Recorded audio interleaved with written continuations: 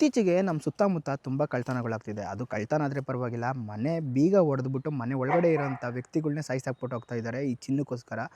ಈ ಚಿನ್ನ ಕಾಪಾಡೋದು ಒಂದು ಕಡೆ ಆದರೆ, ಜೀವ ಕಾಪಾಡ್ಕೊಳೋದು ಇನ್ನೊಂದು ಕಡೆ ಆಗಿರುತ್ತೆ. ಇಷ್ಟಕ್ಕೆಲ್ಲ ಕಾರಣಗಳು ಯಾರಂತ ಕೇಳೋದಾದರೆ ನಾವುಗಳೇ. ಏನಕ್ಕೆ ಅಂದರೆ, ಮನೆ ಹತ್ರ ಒಂದು ನಾಯಿ ಸಾಕೋಕ್ಕೂ ಬಿಡಲ್ಲ, ಮನೆ ಹತ್ರ ಒಂದು ನಾಯಿ ಓಡಾಡೋಕ್ಕೂ ಬಿಡಲ್ಲ, ಊಟ ಹಾಕೋಕ್ಕೂ ಬಿಡಲ್ಲ ನಾವುಗಳು. ಅದಕ್ಕೆ BBMP ಅವ್ರಿಗೆ ಹೇಳ್ತೀವಿ, ಎತ್ತಾಕ್ಸ್ಬಿಡ್ತೀವಿ. ಇಂಥ ಸಮಯದಲ್ಲಿ ನೀವೇನಾದರೂ ಒಂದೇ ಒಂದು ನಾಯಿ ನಿಮ್ಮ ಮನೇಲಾಗಿರ್ಬೋದು, ಆಚೆ ಆಗಿರ್ಬೋದು, ಒಂದೇ ಒಂದು ಟೈಮ್ ಊಟ ಹಾಕ್ಬಿಟ್ಟು ಸಾಕಿದರೆ ಆ ನಾಯಿ ನಿಮ್ಮ ಪ್ರಾಣನೇ ಉಳಿಸ್ಬೋದು. ಹೆಂಗೆ ಅಂತ ಕೇಳ್ತೀರಾ?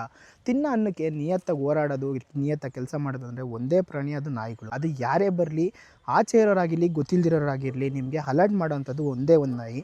ಅದಕ್ಕೋಸ್ಕರ ನಾನು ಹೇಳ್ತಾ ಇರೋದು ಏನಂತಂದರೆ, ಯಾರೇ ಆಗಿದ್ರೂ ಕೂಡ ಒನ್ ಟೈಮ್ ಒಂದು ನಾಯಿಗಳಿಗೆ ಊಟ ಹಾಕ್ಬಿಟ್ಟು ಮನೆ ಹತ್ರ ಬಿಟ್ಕೊಳ್ಳಿ.